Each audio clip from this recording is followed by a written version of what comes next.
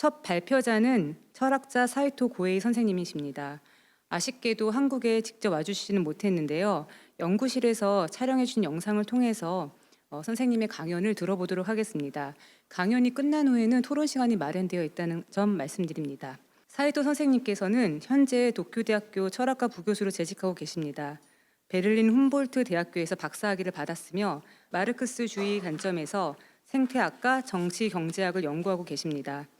2020년 펴낸 저서 지속 불가능 자본주의는 일본 전역의 마르크스주의 사상에 대한 관심을 많이 불러일으킬 정도로 큰 주목을 받았습니다. 그럼 먼저 영상으로 사이토 고에이 선생님을 만나보도록 하겠습니다. Good morning, everyone. My name is Kohei Saito. I'm an associate professor at the University of Tokyo, and I'm very honored to get an invitation from Leeum Samsung Museum, and I'm very excited to attend today's symposium as a part of the Idea Museum. And I'm very sorry that I'm not being able to give a speech in Seoul because of my academic obligation here in Tokyo. But I will be attending the Q&A session online live. So please forgive my absence there during the lecture. Some of my books are also published in Korean, so some of you might have already read my book, but today I would like to emphasize some of the key points of my book because we are really facing a very serious crisis of climate change and pandemic, war, and inflation. And these crises will be much more chronicle in the coming decades. So it is all the more important to imagine another possible future and community that will not be oriented toward growth. So one of the key point of my lecture is why we need to make a transition to a non-growth kind of economy, which I call degrowth. And we need to share more when the economy is not growing. So I draw upon some of the ideas of Karl Marx in order to demonstrate why degrowth communism is an idea that we need to learn in order to overcome today's ecological crisis. So let me first share my slide so that you understand my lecture better. So maybe I start with this shocking event I think you all are aware of, and then this kind of event is taking place everywhere, even after this, and two activists, like climate activists from Just Stop Oil, split tomato soup on Goho's sunflower. And this has been often criticized as a kind of eco-terrorism. But we actually, it's very easy to condemn them, and I'm not necessarily supporting, and this would, I don't necessarily believe that this would solve the climate crisis that we are confronting today. But we need to listen to what they're saying. They are saying that they have tried many things in order to stop the climate change demonstrations, petitions, and they asked politicians and companies and did everything for many years, but nothing worked. So they had to do this kind of direct action in order to gain more attention from people so that we can discuss what we should actually do now. And imagine that when we do these kind of things, we get upset because this is destroyed. This is one of the most important art piece, and then we cannot damage this and so on. But they say, okay, well, listen, there is something more beautiful. There's one thing that only exists only on this planet, only on this universe. But this has been destroyed. What is this? Of course, our planet, Earth. So they compare Goho's piece and the Earth, and they ask which one is more beautiful, which one is more precious. Many of us would immediately respond, we cannot compare these two. These two things are absolutely different. But according to these younger generation, the question is answerable. And obviously, the earth is more important than Goho's peace, because if the earth doesn't exist, human don't exist, and then Goho's art piece doesn't make sense anymore either. So here, we can discuss whether this comparison is good or bad, and we can also discuss this strategy is working or not, and so on. But at least we see an emergence of new kind of value system that activists, like especially the activists from the Generation Z, are gaining some kind of the new ecological consciousness and the new ecological standards, value standards that are not existent in the previous generations. So maybe in here, there's a kind of the, maybe even we can call it artistic, aesthetic moment, because they are really challenging what is good and what is bad and what is beautiful, what is not beautiful. And so these kind of the question is a really the thing that aesthetics and art has been trying to, push and back and forward. And in that sense, we can also learn from these activism. And I try to explain what are the underlying causes that created this kind of shift of values among younger generations. And this is really the problem of the Anthropocene. So the year of 2022 was a moment of a great reset because the pandemic that started a couple of years ago revealed the two major contradictions of neoliberal capitalism that has been dominant for like 30, 40 years. And these two contradictions are as follows. One is obviously everywhere because of the economic austerity, the social welfare system has been undermined, and there's also enlarging economic inequality because of the privatization, deregulation, and these kind of the beliefs and principles of the market fundamentalism of neoliberalism created a very unstable situation against the pandemic. And obviously the other contradiction of today's neoliberal capitalism is the globalization created the situation that is really vulnerable to the virus.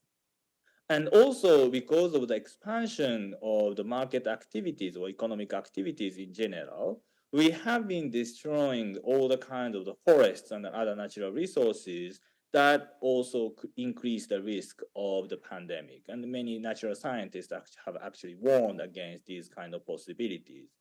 But the problem is, furthermore, this globalization has been only possible based on the massive usage of fossil fuel.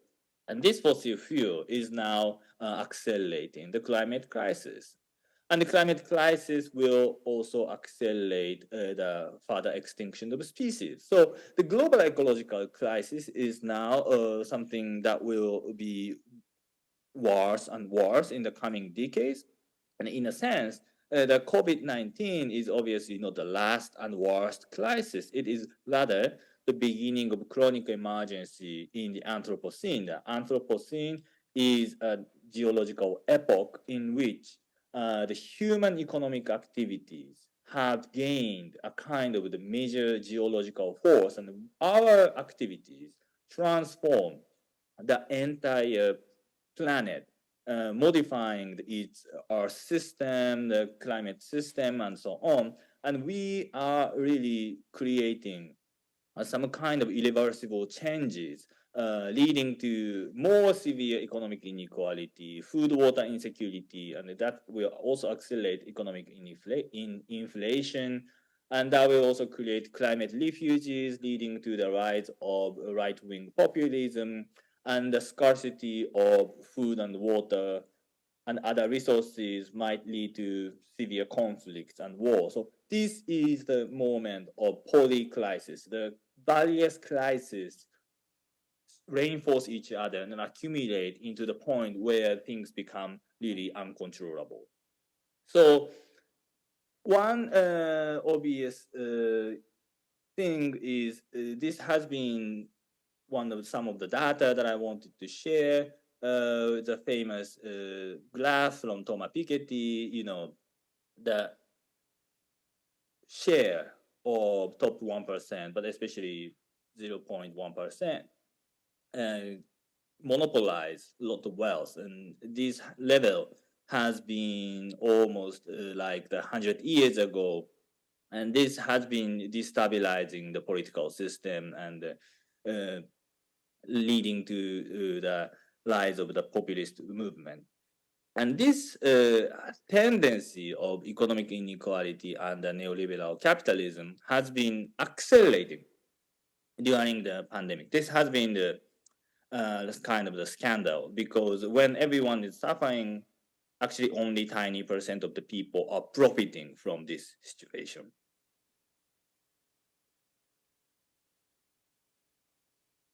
And the other problem, as I said, is the global climate crisis.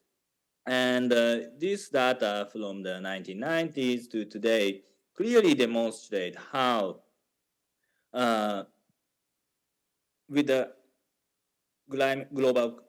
globalization, how the carbon emission is increasing in a rapid way. And there's no sign of decrease despite the pledges of the Paris Agreement that we will have to decarbonize the entire society by 2050. And we also have to cut the carbon emission by half by 2030, but there is really no sign of such an reduction of carbon emission. So what will gonna happen is we will almost for certain exceed the 1.5 degrees Celsius target, and we are now heading to the 3.0 degrees increase by the end of the century. And this will be a very catastrophic, because now our world has been warmed up like 1.1, 1.2 degrees Celsius, which has been creating various abnormal weathers and serious economic damages, especially among poor people. And so this is a problem. Poor people are obviously vulnerable to the negative impact of climate change, but obviously those people who are rich are more responsible for the carbon emission, for the climate change. In 2019, according to the research of the Oxfam, which was recently published, the super rich 1%, who are more than 140,000 US dollar, were responsible for 16% of global carbon emissions, which is the same as the emission of the poorest 66% of humanity, 5 billion people. So obviously, this 1% people is really responsible for the current climate crisis, but they can still live in a house with air conditioning, and they can use cars when the outside is hot and so on. So there are various ways of mitigating this kind of the negative impact. But those people who are bottom of poor people are lacking in money, lacking in technology, and they are already losing their lives. And this will accelerate because the global capitalism, as we just saw, also expand this economic inequality. And at the same time, those people who become rich in this process will emit more carbon dioxide, and then the situation will be worse. But then the who suffer are actually the ones who are least responsible for today's situation. So this is why more and more people are saying that, okay, as long as this system of global capitalism is the only solution, we will be all dead. This Paris Agreement is not working. So when the existing situation, existing system cannot offer a solution, it must come from outside. So something radical, something very different we have to imagine. And there's a need for a radical theoretical framework. And here is a revival of socialist ideas. And my proposal today is degrowth communism. And so here is some of my activities I also do in Japan. I don't go into museum and then throw tomato soups, but I also do demonstration with young people and then try to change the Japanese society. And this is the book that I published 2020, and it has been also published in Korean under the title of Unsustainable Capitalism, I think 2 years ago or so. And this book has been quite popular in Japan, selling more than 500,000 copies. And one of the key theses is that, okay, so in Japan, for example, SDGs and Sustainable Development Goals of the UN is very, very popular. I'm not sure how it is like in Korea, but this goal is really popular in Japan, like TV and radio. And I argued, however, that the SDGs is a new opium of people. Because most of the things, like a green shopping, that we use eco bags and like water bottles, is not really offering any solution. It is almost meaningless because individual choices alone are unable to change the entire economic system of capitalism. But people are simply satisfied with their eco-friendly behavior. So I bought something and I did some recycling. So okay, I did everything. Or maybe like people buy electric vehicles and then they believe that this is enough to fight against climate change. Do you really think so? Right? No, it is. This crisis is much more serious, and companies, however, use SDGs as a new means of marketing and branding to sell more products by relieving good conscience of consumers. And goal becomes here simply a means to make more profit. So they pretend this isn't just a greenwashing, right? So this is just a mere excuse to continue business as usual, both for the companies and consumers. And we really have to think, do we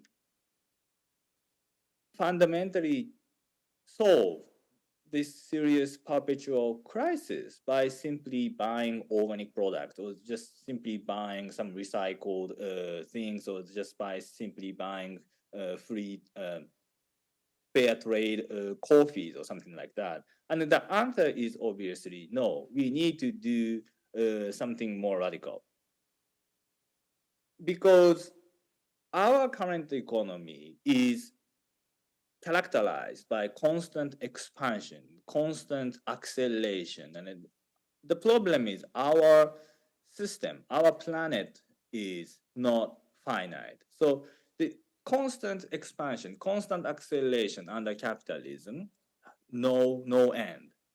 But this creates always a tension with the metabolic system of the nature. And this is one of Marx's point, and I want to highlight this as one of the today's theoretical basis. According to Marx, the economy, in capitalism, in feudalism, or even in socialism, economy is always a giant metabolism that extract resources from nature because we cannot live without those resources and energies provided from nature, so water, metals, minerals, biomasses, etc. And it generates a number of impacts at the same time. When we produce, we also have to produce greenhouse gases, and we also, produce heavy metals, particulate matters, e-waste, excrements, etc. And we return these wastes to the environment. The environment obviously absorbs and dissolves these things, and then to some extent, this process is circular. Nature recovers, and we can all, extract resources again, and then this can go on for many, many years.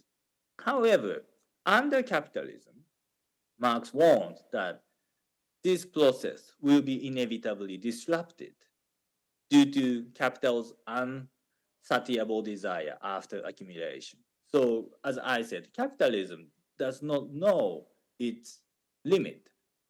If when it confronts limits, it tries to overcome and they try to expand more. But the problem is this metabolism of nature is independent of capital's desire for infinite accumulation. And when capital actually overcomes the limits of nature, it really disrupts the universal metabolism of nature, undermining the conditions for sustainable production. Marx says actually in Capital, capitalist production causes the urban population to achieve an ever-growing preponderance. As a result, it disturbs the metabolic interaction between humans and the earth, i.e., it prevents the return to the soil of the constituent elements consumed by man in the form of food and clothing. Hence, it hinders the operation of the eternal natural condition for the lasting fertility of the soil. All progress in increasing the fertility of the soil for a given time is a progress towards ruining the more lasting source of that fertility. So capitalism tried to expand and they try to gain more from nature. And then it really disturbs the metabolic interaction between humans and us. It also robs the soil of its fertility and it's leading to the soil exhaustion. But Marx also pays attention to other issues such as excessive deforestation, exhaustion of coal, exhaustion of other resources, and even extinction of species under the constant expansion of human economic activities. And this problem is basically the same even in today's climate crisis, but also in terms of other exhaustion of resources. And here Marx even formalizes this problem in Capital in a different way too. And he says metabolic lift expand to a global one with the globalization of capitalism. He continues to argue like this. In this way, the capitalism produces conditions that provoke an irreparable rift in the interdependent process between social metabolism and natural metabolism prescribed by the natural laws of the soil. The result of this is squandering the vitality of the soil, and trade carries this devastation far beyond the bounds of a single country. So it really becomes the global issue. And here he says the social metabolism, the metabolism using money and the commodities and the capital. This is a social metabolism. Like in the market, these things move, and then it looks like the human biological metabolism, right? But then the natural metabolism is something different. Natural metabolism as a circulation of the soil nutrition and the entropy and so on. These two kinds of metabolism are obviously related because social metabolism cannot exist without producing, without using natural resources and energy. But social metabolism, on the one hand, is characterized by constant expansion and acceleration. But natural metabolism cannot catch up with this speeding up of social metabolism. So here emerges the rift between social metabolism and natural metabolism. This is, according to Marx, irreparable under capitalism because there is no way that we can consciously regulate social metabolism in a way that it does not disrupt natural metabolism. As long as capitalism always seeks after expansion and more profit and so on. So what Marx demanded is the associated producers, we humans, more consciously regulate our metabolic interaction with nature in a way that our interaction becomes more sustainable. And this is only possible beyond capitalism. And this is why he said capitalism cannot repair the metabolic rift. And Marx's point is basically capitalism as we know, exploits workers and increases their misery. But Marx also recognized that such a social system inevitably exploits nature as well. And this is the problem of metabolic rift. And the problem is that capitalism, as I said, requires continued consumption to feed greed, profit, and the pocket of the few at the cost of the many people. And it also destroys the commonwealth and leading to the wasteful production, and it also creates stressful competition, as also Korean people are very familiar with. And capitalism is historically a system of exploitation, oppression, and destruction. I'm not saying that capitalism didn't bring any good things, and it created many things. And I'm also presenting this kind of things using the technologies that the capitalism developed. So I'm also profiting, but at the same time, looking from the other side, capitalism is characterized by imperialism, colonialism, racism, patriarchy, and degradation of nature. So these are really the essential features of our progress in the last 2 centuries or so. So my point is, why don't we imagine a better society with some progress, but without these kind of the oppression and destruction? I think we can do better, and that's a very simple point. I don't really understand why some people refuse to think that capitalism is actually associated with this negative side, and how somehow the capitalism can all eradicate these negative aspects and still grow. And in my view, or even according to Marx, capitalism is not a solution to the polycrisis in the Anthropocene, but it is rather a root cause of the problem that we are facing today. And when we recognize that this endless competition and endless growth is only possible at the cost of many, we have to come up with a more fair distribution and more fair sharing of commonwealth, and it requires a more democratic planning of production. And this is those ideas associated with the socialist tradition I'm interested in today. I don't have much time, but I'm interested in reviving some of the critical spirit of socialism. As I argue later, I'm not saying that Soviet or North Korea or China are something that we should aim after. Obviously not. That's why I'm emphasizing democratic. But the point is, the failure of Soviet Union, for example, doesn't justify that today's capitalism is the best that we can have.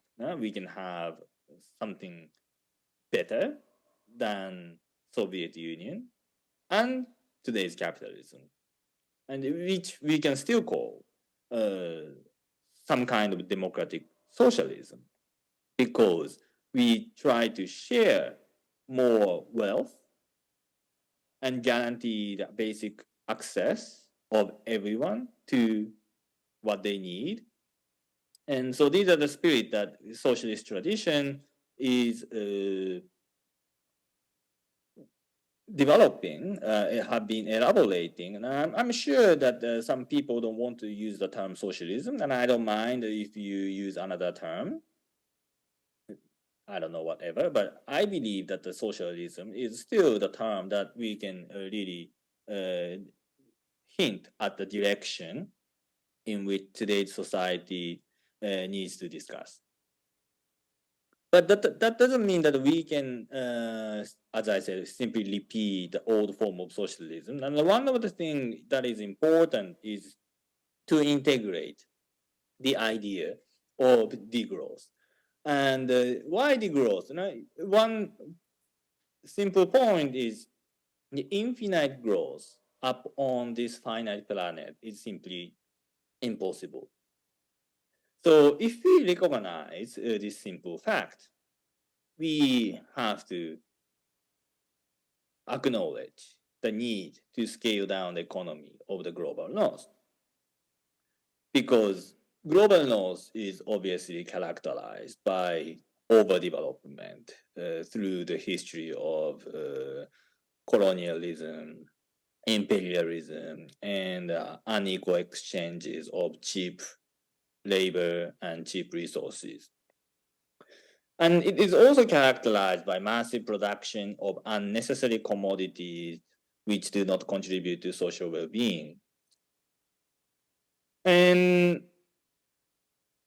if we do not give up this kind of the excessive consumption, in Asian societies like Japan and Korea, we have convenience stores and we have like many cheap things like fast fashion and fast food, and these are not necessary if we want to live happy. It just compels us to consume more and more, but leading to the obediences and it leading to the natural destruction and many problems.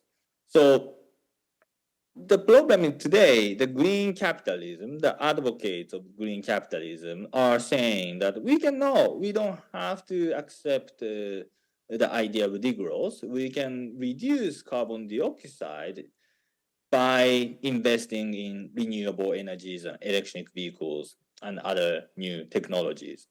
But the problem is reducing carbon dioxide in the global north is realized only through a more intensive and extensive robbery of nature in the global south. So there will be a more rising demand for lithium, cobalt, nickel, and other rare metals. And green growth is then likely to strengthen the further unequal exchange of labor resources and environmental damage. And this really betrays the idea of climate justice and environmental justice. Only the rich countries could realize some kind of the decarbonized green economy at the cost of many people. So this will be the kind of the green capitalism for 1%, which doesn't make sense because when the rest of the 99% are suffering and their life are not sustainable, the problem of climate crisis will not stop, and then eventually even the life of top 1% will be destroyed. Obviously, before that, the life of 99% will be destroyed. But in any case, this way of monopolization, which is characteristic to capitalism, is unable to offer a solution to the climate crisis. And then the other way of thinking about this problem is the countries of the global north is consciously shifting to a more non-competitive, non-growth oriented kind of society. Look at one that here, this is a scenario from IMF, and this is the production requirement for the next 20 years if we try to achieve a net zero economy by 2050. And this is signified by red line. So the production of copper, nickel, and cobalt and lithium must increase in a surprising speed over the next 2 decades. And I wonder if this would be, first of all, possible, especially like copper has been extracted for many years and we don't have new good copper mines anymore on this planet. So that will not be so easy to double the production in the next 20 years. But at the same time, if this were possible, all these rare metals are often located in Latin America or Africa, and it is very likely that such a rapid development and exploitation could create various problems of working class people and indigenous people living near the mines, and also the serious incidents, and also, of course, the devastation of a natural environment leading to the destruction of ecology in those areas and so on. So we will have a very similar problems that we are familiar with in the past occurring again in the next 2 decades or 3 decades under the name of green capitalism, and which is very contradictory. So there's only way. I'm not saying that we should not invest in these new technologies in order to realize a decarbonized economy. We really definitely need these technologies. For example, electric vehicles. I totally support any endeavor to develop more efficient and also cheaper kind of electric vehicles. But the problem is, if we try to sell more cars, if we try to sell even bigger cars, because bigger cars are more expensive and more profitable, they will consume more energy and resources. So on the one hand, there's a tendency of increasing efficiency and reducing carbon dioxide emission. But at the same time, this is an immanent tendency of capitalism to sell more and sell something bigger for the sake of more profit. These two contradictory tendencies cancel out each other, and we will not achieve the goal that we want to achieve, right? So what my solution, or I think the only possible solution I can imagine is basically we invest, of course, in electric vehicles, but at the same time, we limit the number of, or we reduce the number of the cars produced every year, because otherwise there will not be enough resources, and then the reduction of carbon dioxide will not be fast enough. So that means that we have to invest more in public transportation, and we also need to invest in the new technologies for making sharing car more easily and so on. So it's not like everyone can have 2 or 3 different cars because these are electric vehicles. No, that's not the case. We will share more and we will use more public transportation, and that means we will also use bikes and bicycles, and so that we need to change the current system of mobility in a very different way. Simply making all those cars into electric one does not solve the climate crisis. So that's what I meant at the very beginning of the SDGs, the new opium masses, because SDGs and other kinds of the green campaigns often fail to acknowledge the necessity to reduce the current production. The current production is already too high, so simply investing in the new technology is not enough. We also need to change the way of life. It's not just simply individual way of life. It is really the system of mobility, the system of producing and so on.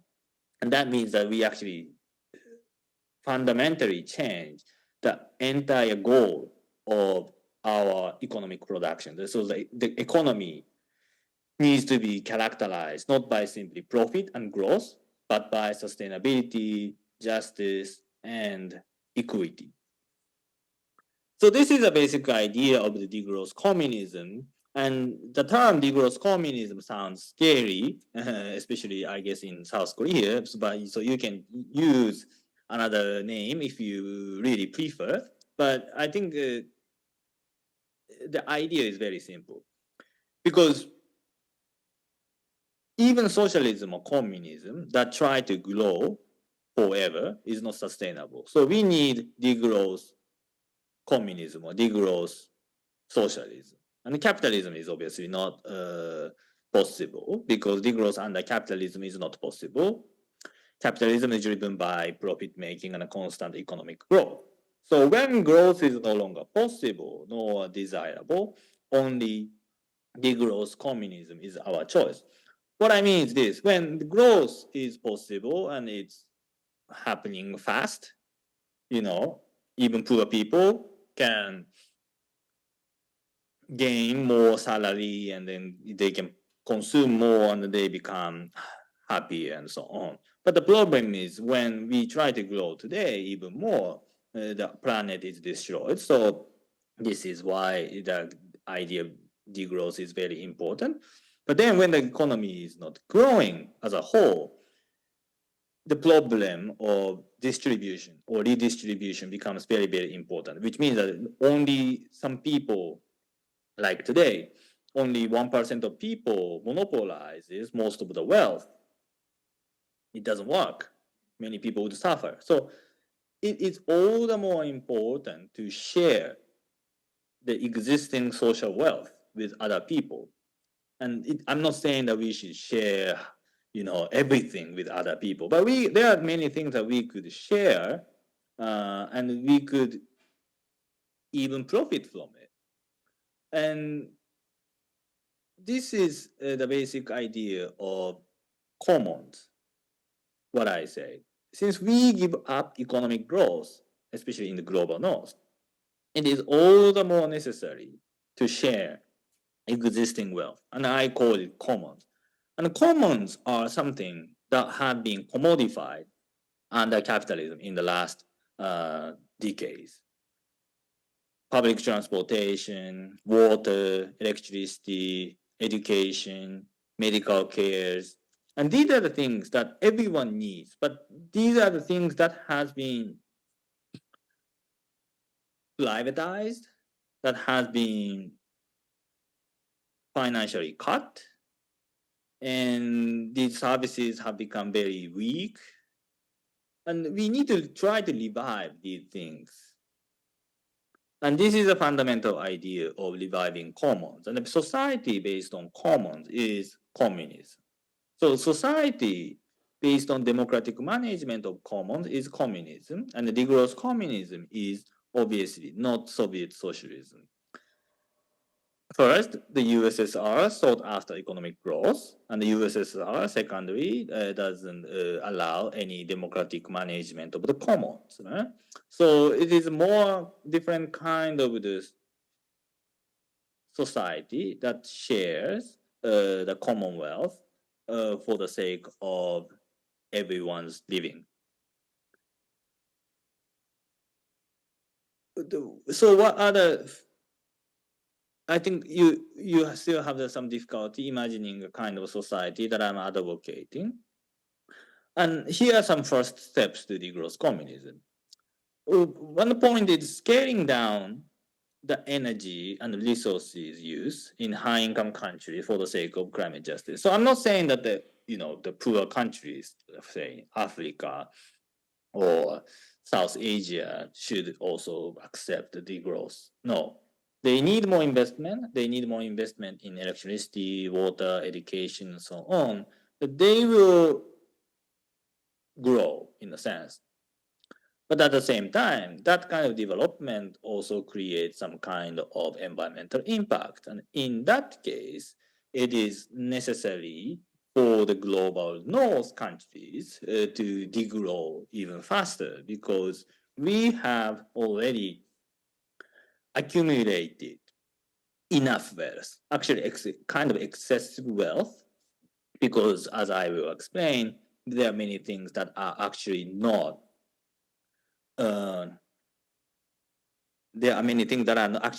contributing to the development of our well-being and our human capacity in the global north. So in order to make this transition, our society needs to focus more on sustainability and well-being than profit. And I think one of the ways, for example, equality is very important to gain, to increase well-being of the people. Even if the economy grows, only 1% of the people monopolizes all the kind of the wealth, people will not be happy. The GDP doesn't measure equality. So even if GDP remains the same, if we could make a society more equal, it's possible that more people will become happier. So that's just one very easy example, but there are many other examples, and there are many researches that demonstrate the well-being is not equal to growth. And we can have a kind of concept like wasted GDP, meaning that, for example, the countries like the US, the biggest country, the most economically developed country in the world, have much shorter average age, living expectancy compared to Japan and Korea.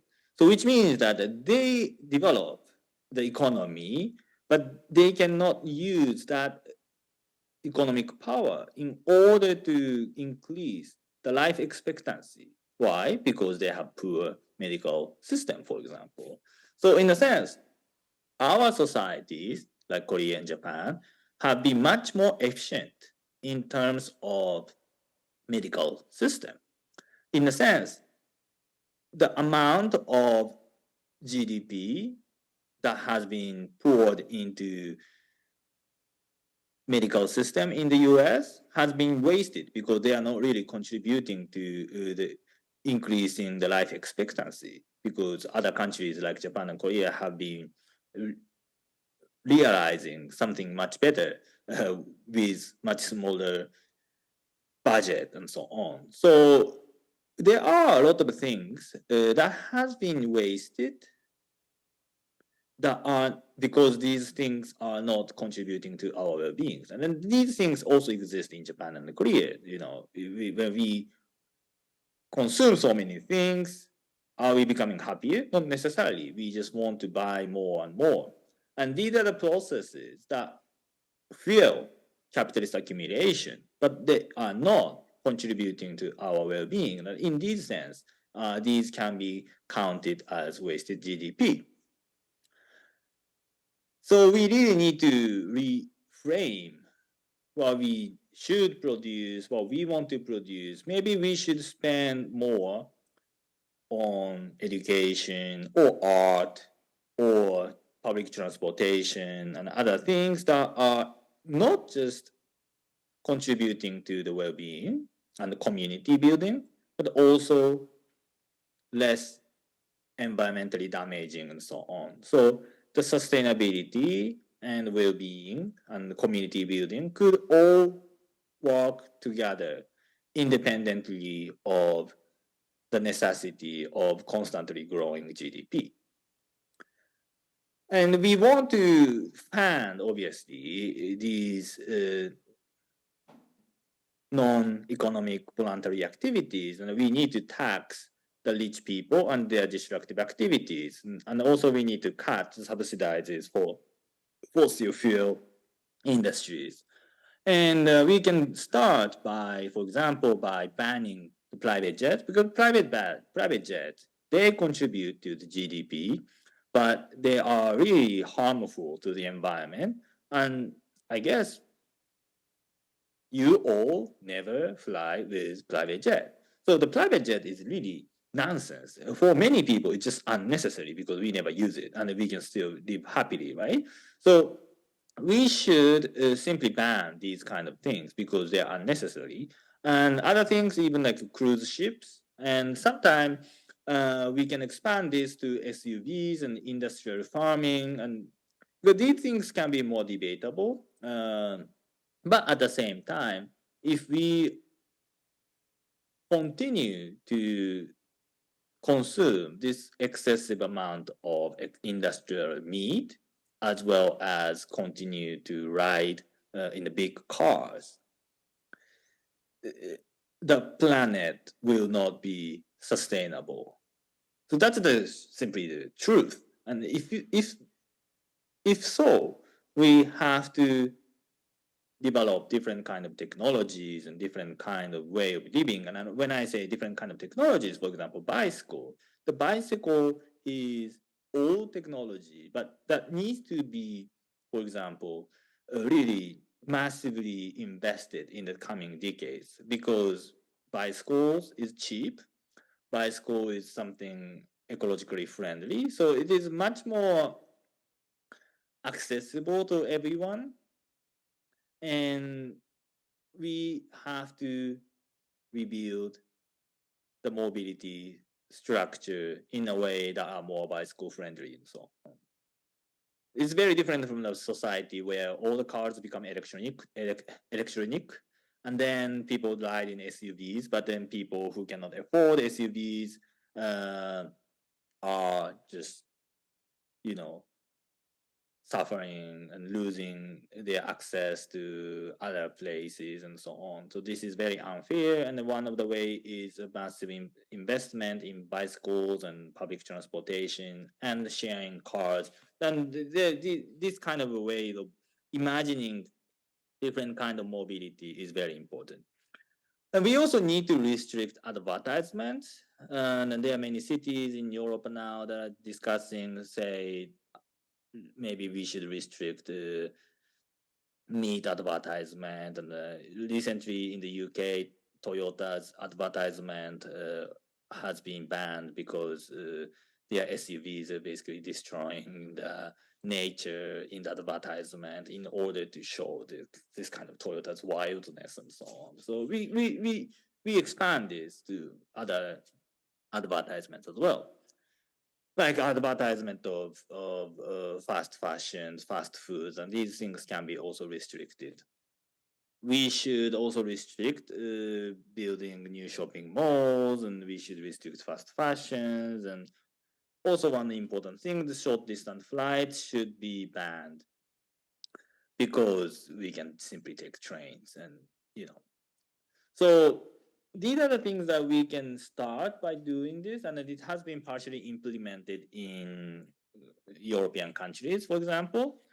And I also advocate for reducing the number of work days. So 4 work days is obviously possible. There are many social experiments already going on, and they show that even if we work shorter, our productivity doesn't change because our work is already actually full of unnecessary jobs, which David Graeber once called bullshit jobs. So even if we cut 1 day of work day, actually we just simply sort out some of unnecessary things, and we can just even increase our productivity. And this will obviously not contribute to the growth of GDP, but it will clearly increase of well-being. And in order to increase the justice in terms of the carbon dioxide emission, as I said, the top 1% people are emitting too much CO2. So why don't we introduce some kind of maximal income and minimal income so that rich people just don't earn too much, and then even the poor people can attain some kind of the minimal bare existence no matter what. And so this is reasonable, and it just doesn't come up to this existing policy. But I think for the many people that we will never lead to the point of the maximal income, so it's fine. So I think we should just have the kind of the more imagination. We need to be more bold to demand this kind of the radical transformation. And even if we introduce this kind of system, then these are actually not that radical, because even if we introduce some of the policy that I mentioned here, we will be still in capitalist country, right? But at the same time, I would say that with the expansion of the realm of commons, or by restricting the logic of capital, we will have more freedom to act against the power of capital, and we will create some kind of society that are more open to different ways of behavior and different ways of thinking and so on. I say if capitalism is about commodification, it commodifies everything for the sake of making profit and so on. communism is about commodification. Once commodified, but we need to commonify again. And decommodification of essential goods and services is essential, and we will also demand a participatory management of production. Not just stock owners, but we need to hear the decision making of the working class. And here, in a sense, that's the way of realizing the ideal society that Marx was thinking about. He says that in that kind of society, the wealth will be abundant. In a higher phase of communist society, after enslaving subordination of the individual to the division of labor, and thereby also the antithesis between mental and physical labor has vanished.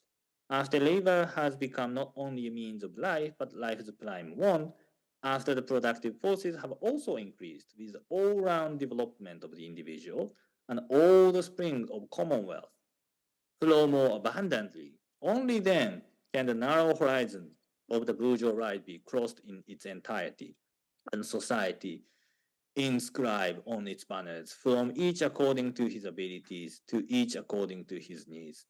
So he says, after people can engage in the different kinds of activities, and then they can cooperate more and they enjoy their own work, then people can develop their own individual ability and capacities. And then all the springs of commonwealth flow more abundant. So this wealth of societies, it becomes something abundant. But that doesn't mean that we can produce as many electric vehicles or private jets as possible. No. What he's saying is this is an abundance of commonwealth. This is a co-creation, and these are the abundance of, say, knowledge, abundance of culture, abundance of public transportation, abundance of education, abundance of medical cares. And these are the things that are not necessarily characterized by more intensive usage of energy and resources. And it is rather we share things. I think art is one of the very explicit example of this kind of abundance. Even though recently like rich people and these kind of problems obviously destroys the art system, but at the same time, fundamentally, art is about art is a public good, and art is commonwealth, and then its abundance is supported by the system museum, and the museum creates this abundance and protects abundance and cultivates abundance through exhibition, through symposiums, and so these are the things that we can develop more. And in a sense, that is why, going back to the very beginning of today's lecture, I think that the activity to just stop oil is very important. They're demanding how the art piece should be treated as commons, and how through that kind of the management of commonwealth, how we should expand our ideas to the entire planet. How can we imagine the way of managing the planet as commonwealth, not just simply for humans, but for all living beings? And this is a question that we need to answer, and we need to really think first, and we need to act then. But in order to do this, I believe that Marx's idea of degrowth communism, again, if you don't like, you can call it something else, but the degrowth communism is still very important source of inspiration and action. Thank you so much. 네, 너무 발표 잘 들었습니다. 성장, 생산을 전제로 한 지속 가능성의 문제점을 저희가 촘촘히 살펴볼 수 있었던 것 같고, 그리고 이에 대한 어떤 급진적인 해결책으로서 탈선장이라는 개념 아니면 탈성장 코뮤니즘에 대해서 알아보는 시간이었던 것 같습니다. 지금 줌에 사이토 고에 선생님이 접속해 계신데요. 고해 선생님과 함께 토론을 진행하실 분은 본으로 김항 선생님을 모셨습니다. 김항 선생님은 연세대학교 문화인류학과 교수로서 기후 변화와 생태 위기 속에서 문명 지속을 대전제로 한 여러 논의에 깊은 위화감을 느끼며 인류가 정의롭고 공평하게 망해가는 방식이 무엇인지 고민하고 계십니다. 안녕하십니까. 저기 소개받은 김항이라고 합니다. 오늘 이렇게 많은 분들이 오실지는 몰랐습니다. 미술관에서 하는 심포지엄에 이렇게 많은 분들이 이렇게 자리해 주신다라고 하는 게 상당히 좀 낯선 경험이긴 한데, 오늘 그 사이토 선생님 강연도 사실 한국에서는 많이 이렇게 들을 수 있는 그런 내용은 아니었죠. 왜냐하면은 지금까지 계속 한국의 경제 뭐 혹은 공동체 이런 것들을 이제 다루는 이야기들이 어떻게 하면 더 풍요로워지고 어떻게 하면 더 성장을 할 수 있고 어떻게 하면 더 나은 생활 환경들을 우리가 모두 즐길 수 있을까, 구가할 수 있을까, 이런 것들. 그리고 사실 어느 언저리인가요? 20세기 후반 언저리죠. 세기 전환기에 우리가 이제 여기 모르겠습니다. 그 세대가 어떤지 모르겠지만 그 TV 그 CF를 통해 가지고 부자 되세요라고 하는 말을 굉장히 이제 일상적으로 듣고 그것이 굉장히 이제 내면화된 그런 세계 속에서 살아왔기 때문에 탈성장 이게 과연 가능할까? 뭐 이런 이제 생각을 하시는 게 하는 게 굉장히 이제 자연스럽다라고 생각이 됩니다. 그래서 오늘 그 코에이 선생님의 사이토 선생님의 그 내용 자체가 굉장히 좀 한국에서의 어떤 맥락 속에서는 상당히 좀 낯선 이야기가 아니었을까라는 생각이 들어요. 그리고 낯선 만큼 뭔가 굉장히 이렇게 규범적으로 윤리적으로 굉장히 옳은 방향을 제시해 준다라고 하는 그런 감은 있지만 과연 그것이 가능할까? 뭐 이런 굉장히 소박한 의문도 생기리라고 생각을 합니다. 그래서 사실 저도 사이토 선생님이 말씀하시는 지금 오늘 강연의 이야기나 아니면은 쓰셨던 저서들 이런 것들을 읽으면서 상당히 좀 공감하는 부분도 많고 그 방향성에 대해서 어떻게든 구체적인 어떤 이미지들을 발신해 나가는 것이 필요하겠다라고 생각해 오던 차에 오늘 이런 기회에 여기에 서게 됐습니다. 오늘 저기 그 말씀드리고 싶은 게 굉장히 많은데 시간이 제한되어 있기 때문에 한 두 가지 정도만 제가 사이토 선생님의 어떤 강연에 대한 응답으로 말씀을 드리도록 하겠습니다. 하나는 성장이라고 하는 단어에 대해서입니다. 성장이라고 하는 건 뭐 여러분들 잘 아시다시피 영어로 grow죠. grow라는 동사를 쓰죠. 근데 이거 가만히 생각해 보면 좀 이게 상당히 좀 굉장히 오래된 단어입니다. 그 서양어에서도 굉장히 오래된 단어에 속하는 거고 오래된 단어이고 그리고 이게 뭐 문법적으로 따지면 자동사입니다. 목적어를 가지지 않는 동사입니다. 이 부분을 좀 잘 생각해 봐야 될 것 같아요. 무슨 얘기냐 하면은 식물이 자란다 한국말로 하면은 혹은 아이가 자란다. 그러니까 저절로 큰다라는 개념인 거죠. 저절로 큰다. 뭐 저희 집에도 아이가 한 명 있습니다만 그 아이를 키우다 보면은 저절로 자라는 것도 있지만 키워야 되는 부분도 있는 거죠. 그렇죠? 그래서 사실 자본주의라고 하는 거를 그때 생각해 봤을 때 그렇다라면 자본주의라는 걸 생각해 봤을 때 이게 성장이라는 말을 쓰잖아요. 이 상당히 좀 이 용어법 자체에 굉장히 많은 것들이 함축돼 있다라는 겁니다. 왜 그러냐 하면은 자본주의라고 하는 건 우리가 잘 알고 있지만 경제 활동의 어떤 체제를 말하는 거죠. 경제 활동의 체제인 한에서 그것은 인간의 손으로, 인간의 활동으로 그리고 인간 사이의 어떤 교류로 이루어지는 하나의 체제인 거죠. 그렇기 때문에 이거는 절대로 스스로 자라지 않습니다. 누군가가 키우거나 누군가가 망가뜨리거나 반드시 사람의 손이 개입돼 있다라는 거죠. 그런데 우리는 자본주의에 대해서 성장이라는 단어를 쓰면서 항상 자본주의를 상상하게 된다. 그 효과는 자본주의가 마치 식물이 스스로 자라듯 혹은 동물이 스스로 자라듯 혹은 동물이 스스로 사멸해 가듯 혹은 식물이 스스로 죽어가듯 그런 방식으로 자본주의 체제라고 하는 것을 자연적인 무언가시라고 이제 생각하기 쉽다라는 겁니다. 그런 한에서 자본주의가 자연이라고 하는 커다란 어떤 신진대사의 사이클과 비슷하게 생각되는 한에서는 사실은 경제라는 것에 사람의 손이 개입한다. 이런 것들에 좀처럼 좀 생각이 미치지 않는 거죠. 저거는 저절로 이렇게 뭔가가 된다라고 하는 착시 현상을 일으킨다라는 겁니다. 오늘 이제 사이토 선생님 마르크스 얘기를 많이 인용해 주셨는데 마르크스의 가장 큰 공헌이라고 하는 것은 자본주의 체제 자체가 자연적인 산물이 아니라 하나의 인위적인 산물이라는 점을 명확하게 일깨워줬다라고 하는 지점이고, 그렇기 때문에 문제는 시스템의 자동적인 조율 이런 것들이 아니라 정치의 문제다라고 하는 것을 제기해 준 게 마르크스의 자본론이 자본주의에 대해서 던진 가장 큰 비판의 지점이라는 점이죠.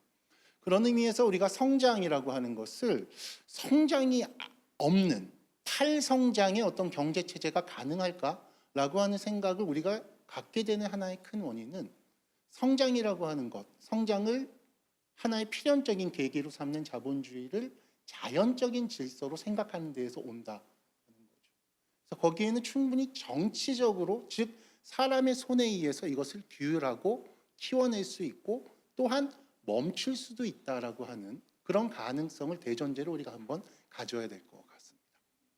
두 번째는 그런 전제 위에서 보면은 사실은 우리가 다시 한번 성장이라는 단어를 이제 떠올려 보면은, 근데 자본주의 사회에서 왜 성장이란 말을 사용했을까? 자본주의를 설명할 때 혹은 이미지할 때 왜 성장이란 말을 사용했을까?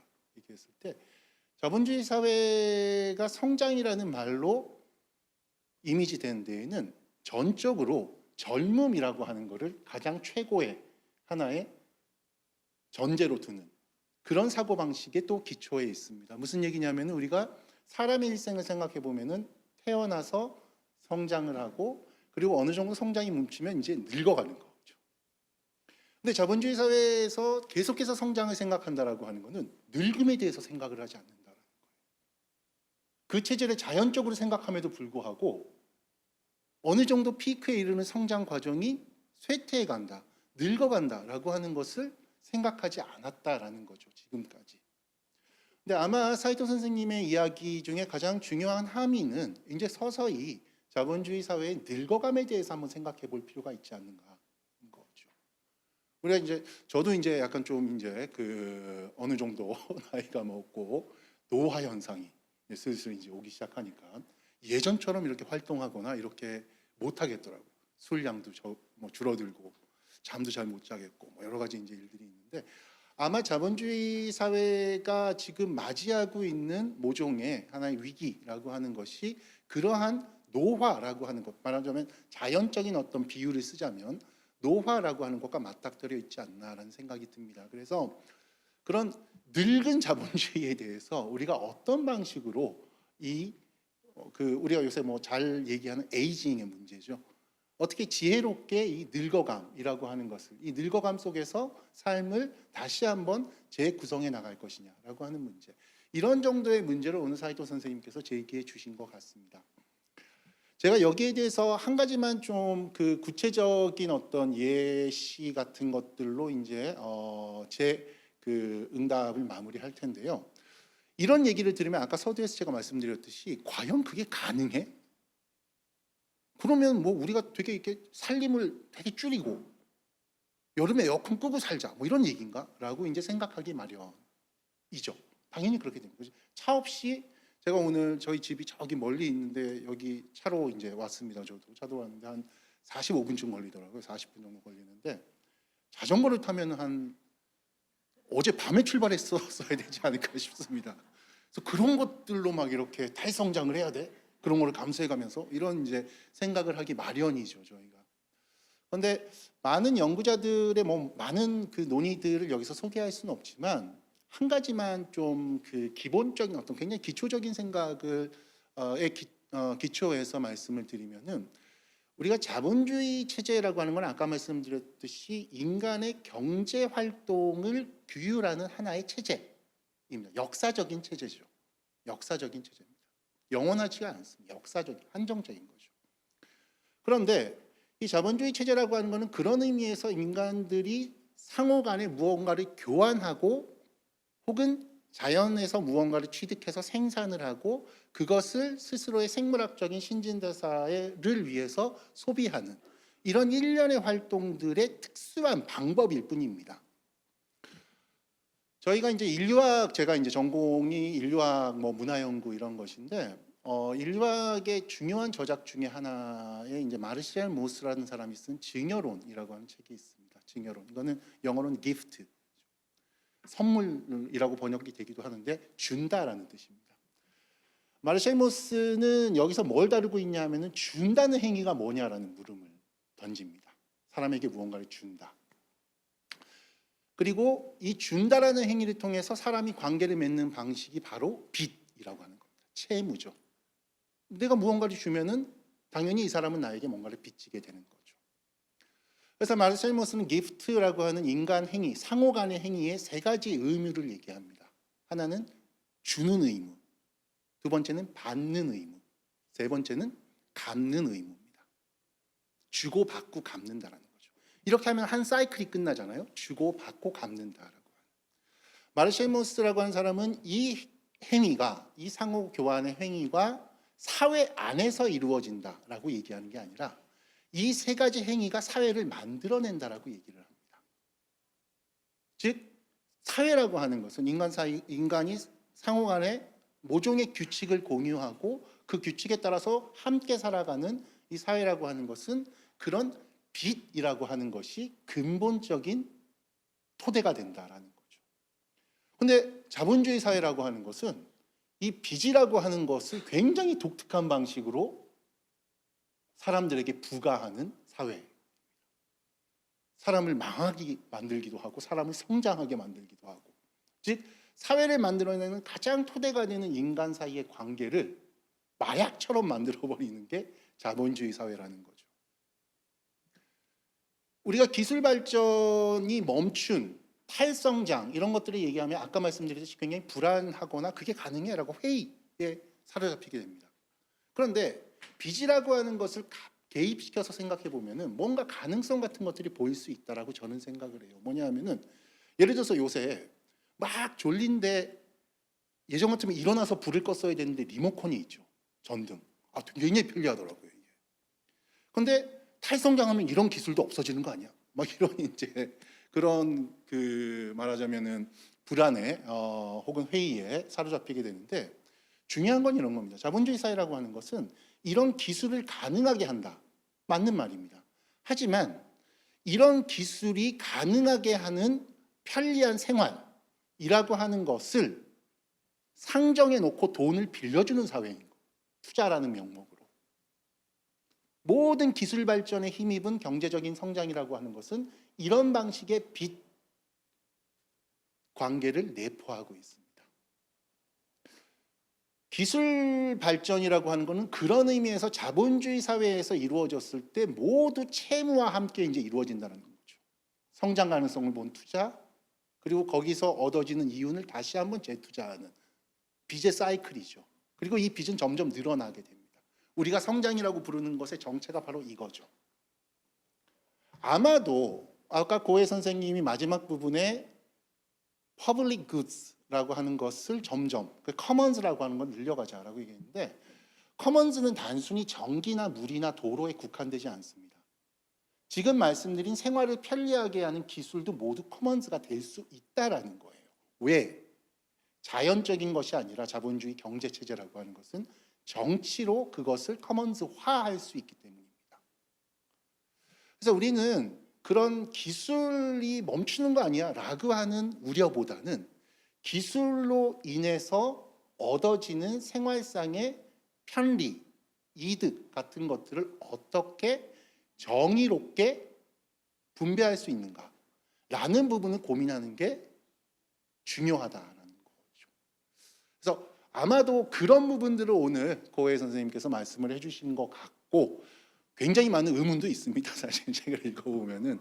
그런데 그런 의문보다는 조금 더 우리가 생각할 수 있는 아이디어를 좀 보조한다라는 차원에서 제가 짧게 말씀을 드렸습니다. 한 요 정도로 사이토 선생님께 마이크를 한번 더 넘겨드리도록 하겠습니다. Thank you so much. Thank you for Thank you, Professor Kim, for wonderful comment, and thank you so much for the Leeum Museum for the invitation. I think this kind of the idea museum, this kind of attempt is very, very important today because in my lecture, in this time of crisis, and in the time of crisis, we need imagination. We cannot simply repeat what we have been doing because this business as usual has brought today's crisis itself. So we need a solution from outside, and this is why I'm trying to put forward some radical ideas like Marxism and degrowth. And the problem is obviously that, as Professor Kim mentioned, degrowth has kind of vague meanings, and it has also negative implications. So many people often misunderstand as if degrowth is about giving up everything what we have now, refusing all kinds of technologies and going back to old ages without iPhones or something like that, or Samsung. And this is obviously not what I have been advocating. I think so. One point that Professor Kim mentioned is quite important. Nothing in nature grows infinitely. Like kids grow, but then kids doesn't grow forever. If kids grows forever, there will be something very unnatural. But the problem is capitalism is not a natural system, so it tries to grow infinitely. But the problem is obviously nothing on this planet can grow forever, even though capitalism refuses to recognize this very simple fact.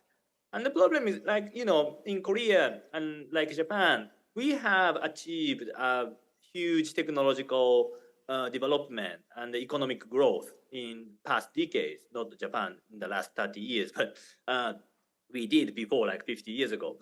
And we have today already entered the kind of the matured aging state of capitalism. And the problem is we cannot behave in the same way. If we try to grow forever, even after reaching to this certain aging stage, things will get worse. Like in Korea and in Japan, rather economic inequality is growing, people working hard and hard in order to grow the economy, and actually people suffer from stress, and they suffer from depression and other kind of illness. And so we are not getting happier. I think the point of growing at the very beginning was bringing well-being and happiness to the society. We try to achieve prosperity and affluence. But the problem is, under capitalism, no matter what kind of technologies we invent, no matter what kind of efficiency we achieve, we use all these things to grow even more. So our desires have been never satisfied, and we always suffer from the sense of lacking and missing something, and we want more, and then we have work harder and harder, and this is just not bringing any good things anymore.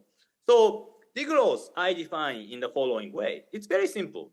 It has bad implication, but very simple. One is, after we reached this matured state of economy, GDP isn't no longer the only criteria for achieving or like measuring our society's progress and affluence and wealth, prosperity.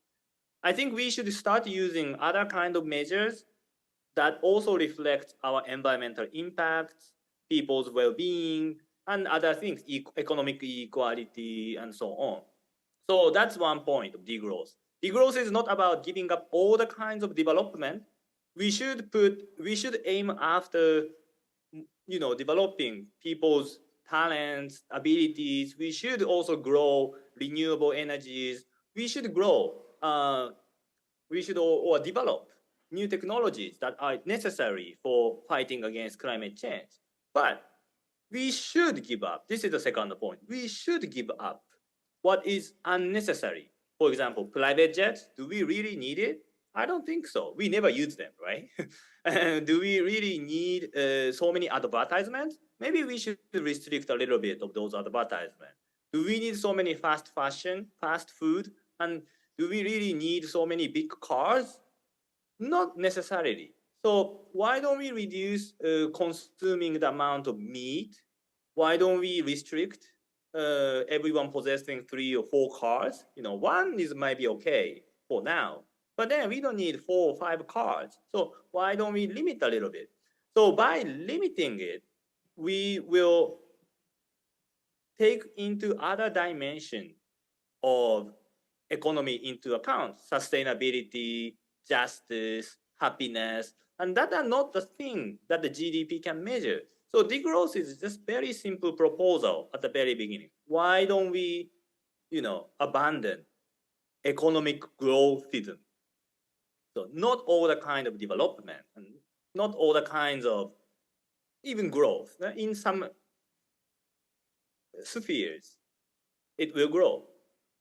But the point is, nothing will grow forever. And degrowth is just a one step for putting our energy and time and money into something different. And then what I try to suggest is, why don't we then expand commonwealth, commons? Instead of privatizing everything, instead of leaving everything to the market, why don't we build our own communities for the sake of renewable energies, for the sake of better water, transportation system, education, medical care system. These are the things that not market can necessarily control or manage well, because these universal goods or wealth of society should be accessible for everyone. But the money or the market system is only providing these necessary goods to those who have money. So we have this tension. So it's a very simple thing. We should, it's not necessarily, okay, I use Marx and I advocate for communism. And this is because I want to bring up a new imagination that we have lost in the last 30 years. But that doesn't mean that we should all aim after some kind of like immediate revolution and we should be all like China. No, that's not the case. But we should be really critical of capitalism, because capitalism is really fading, and especially in terms of climate change. It's now taking place, the COP29 in UAE, but we don't see the necessary progress there, because all those people are confined by the logic of GDP, money making, fossil fuel. And I think we need to bring other aspects, other perspectives from the civil society. And one way is bringing this critical tradition of Marxism and degrowth that are really providing some useful imagination for creating a new society beyond today's order. And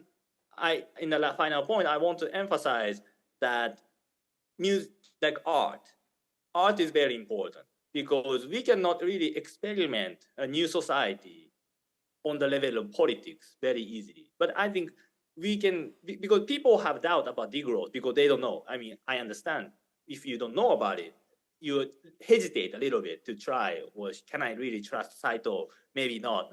But if we try with art, we can sort of describe a future or kind of the situation where capitalist logic is overcome. Maybe we can have a more imagination for free society, more sustainable society that are not necessarily worse than capitalism. It maybe look better and so on. So our image changes and the creativity expands, and really art is some of the fundamental tools for developing new ideas. And this is why I was very happy to be able to join Idea Museum today, even though online. But I think this is a very important step for the future. 네, 감사합니다, 사이토 선생님. 저희가 지금 이제 조금 시간이 남았는데 그 Q&A를 지금부터 좀 진행을 해보도록 하겠습니다. 제일 먼저, please. Hi, thank you so much for the talk. And I must say that it's, in my opinion, very dangerous to just propose a binary polarization in between growth and the growth.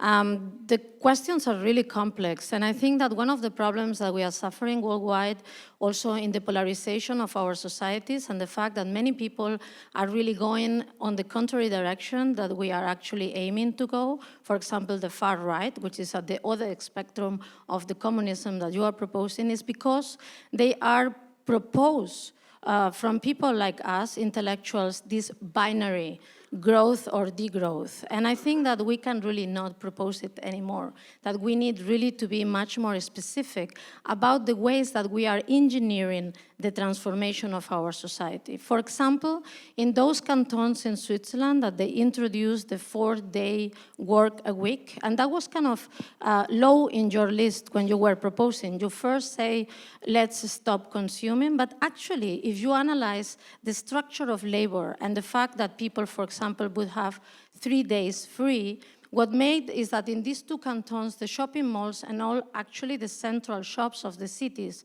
closed down. Why? When people have more time, they can realize and fulfill themselves differently. They don't need to compensate with shopping in the same way than when they stop working at 10 at night. They are very frustrated, and fast food and fast fashion also are related to this kind of thing. So I think that we need to be very specific about the analysis of the behaviors of the system in order to actually propose changes that people can adopt, instead of just proposing these generalizations and also these binary solutions that, in my opinion, are really dangerous. For example, we are talking about education. It's another thing that we just throw without any specifics of it. Some countries, Spain and Korea, are really, really good examples of it. They are educating for systems that actually cannot absorb the level of high education that we are producing. For example, other countries like Switzerland, they make an extreme measure. They reduce higher education by only 70% of the population. So if you attend an education conference in Switzerland, they would tell you that only 70% go to certain types of universities. The rest, they go to professional high schools. Those people going to professional high schools also get a very good salary. So the redistribution of the good is not based on the titles that people accumulate during their life. This is a really interesting proposition in terms of education. Otherwise, this hierarchical, pyramidal way of understanding the skills as only being acquired in a certain way is also absolutely not feasible. The same is, you said, public transportation and art. Public transportation and art are two different systems. You were talking about the abundance of public transportation and the abundance of culture. Culture cannot the growth. It should be actually growing. So it's not a question, it's a comment, but I think it was very interesting to at least feel provoked by your talk. 한 분 정도 듣고 종합적으로 하는 게 나을 것 같은데. 예, 다른 분들 좀 질문을 좀 짧게 부탁드릴 수 있을까요? 네, 저는 한 가지 질문이 있는데요. 지금 말씀하실 때 탈성장은 어느 정도 시간이 좀 필요할 것 같습니다. 이루어지는데.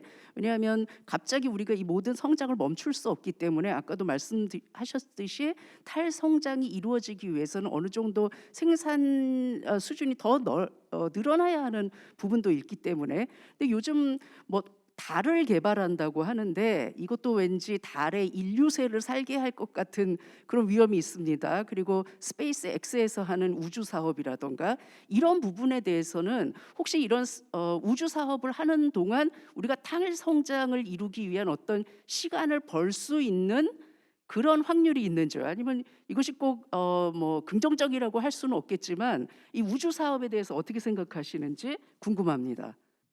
예, 그러면은 저희 다른 분들 더 많은 질문이 있으시라고 생각하는데요. 좀 아쉽지만 시간 관계상 한 이 정도 질문을 좀 통해서 사회자 선생님 답변을 부탁드리는데요. Thank you so much for your comments. I believe that the binary is very important. Without binary, politics doesn't exist. And then if you refuse the binary, if you go into some other approaches, the liberals, social democracy is also failing because they are losing the position, and then the right-wing populism gains support. And I think my project is about putting some kind of a simple message, and then obviously binary is dangerous. I understand your concern, but at the same time, some kind of simplification and simple message is very important, because this is exactly what we are missing. And so, yeah, I mean, I agree with your examples about shortening working days in Switzerland and skilling, and then all those things are basically, we basically share the same opinion. And I think the fundamental difference is about how we formulate the package after all. I think one of the approach, of course, you can disagree. This is more like a strategical question. And my strategy is rather to emphasize the binary, because I think this is something that we have lost in the last 30 years after the collapse of Soviet Union. And then today, the left wing is losing its power. Even liberals are losing their power. And then right wing populism is dominating all over the world. I think one of the ways to pushing this balance back is liberals and left wings take up a very simple position about equality, sustainability, and justice even in a binary way. And I think I had a little difficulty hearing the second question, but I think it is about more like a expansion into the space, and then the capitalism will be trying to growing in the exploring the outer space. And this is a very stupid thing, I would say. People like Elon Musk is what trying to do is they're trying to develop or grow more when the Earth is burning. The whole point of going to the Mars doesn't make sense if the Earth is no longer sustainable. And I think I admire people's talent working in SpaceX. I think they have great technologies and so on. But I think these are the things only after we solve the problem on this planet. And the problem is all those industries have a lot of money, and they hire a lot of people, and they use those money and energies and time and talent for the sake of developing unnecessary technologies for climate change. I think we should more efficiently use all those resources for solving today's crisis on this planet. And after that, maybe we can, develop new technologies to go to Mars. But I think the order is a little bit messed up. So I think we should rather constrain. So that's one of the degrowth. We should ban or limit the kind of the technology. I can also include AI. AI is necessary, but I think we still have many problems to solve in terms of ethics and legal questions. And until we solve these problems, we should slow down a little bit of the development of AI and other kind of technologies. So this is a difference between Silicon Valley people and degrowth, and we should have more discussion, obviously, but this is my provisional answer. 예, 감사합니다, 사인 선생님. 그리고 질문 주신 선생님들 감사드립니다. 그러면은 이 세션이 오늘 시간이 다 됐기 때문에 한 이 정도로 마무리하고요. 앞으로 더 말씀하셨듯이 구체적인 어떤 수위에서 우리가 사고를 좀 발전시켜 나가면 좋지 않을까라고 생각을 합니다. 오늘 들어주셔서 감사드리고 오후 세션에 또 뵙도록 하겠습니다. 감사합니다.